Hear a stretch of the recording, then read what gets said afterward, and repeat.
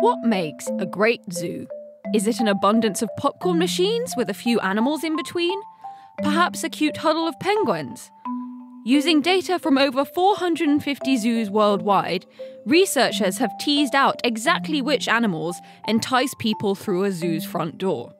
We found, just as you might expect, that people go to zoos to see big charismatic animals. The number of animals, and particularly mammals, and the body mass were really big predictors of visitor attendance. And that says to us that if you get rid of all of these big charismatic animals and replace them all with amphibians or lizards, that this will have a negative impact on attendance, and that will ultimately decrease the amount zoos can afford to spend on conservation in the wild. Andrew Mooney there, the study's lead author from Trinity College Dublin. So why don't zoos just have elephants and nothing else? You cannot have a zoo composed of lots of really big charismatic animals because there's simply not enough space for that.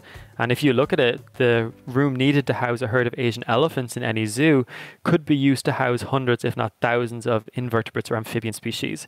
But unfortunately, they don't excite the public as much. So it is this trade-off that every zoo has to balance itself and incorporate into their collection planning process. It's not just a trade-off of elephants versus frogs. Andrew's work discovered some other interesting ways zoos can entice us to visit. Really unique animals is also an alternative way to help increase your visitor numbers. And a good example of this is Artis Zoo in Amsterdam in the Netherlands. A few years ago, they opened a microbial zoo, which is very different than your traditional big charismatic elephants and rhinos. At this exhibit, you can actually go in and look under a microscope and see microorganisms as part of their zoo collection. And this has shown to be very popular with visitors and provides a very unique experience at looking at wildlife. And this is important as it tells zoos that they can really diversify their collections and bring in weird kind of things to help increase visitor numbers. And as Andrew has found, getting visitors in allows zoos to fund crucial conservation projects in the wild. However, it's important to remember that for some species, the zoo itself also plays an important conservation role. But for many of these species, the available habitat in the wild is just not there and it's shrinking year on year. So it's very important to have these insurance populations in captivity that we can draw on in the future if we need to. So even if it does go extinct in the wild, it will remain alive and thriving in captivity.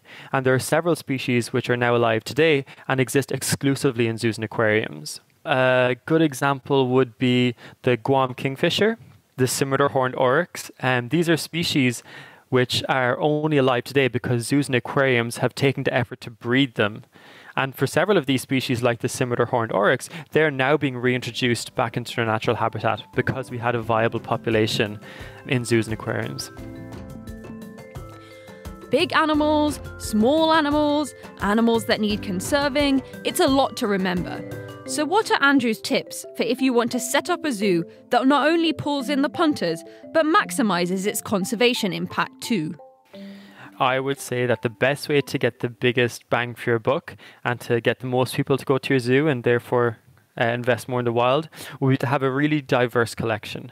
On one side, it's important to have these big charismatic animals, but not exclusively so. You need to combine them with a more varied and diverse collection of smaller bodied species. Because of course, with these smaller species, you can have many more of them for the same space in a zoo. So ultimately, you want to keep having your big charismatic animals, but then also have these more endangered and diverse, smaller bodied animals, which can also contribute to conservation.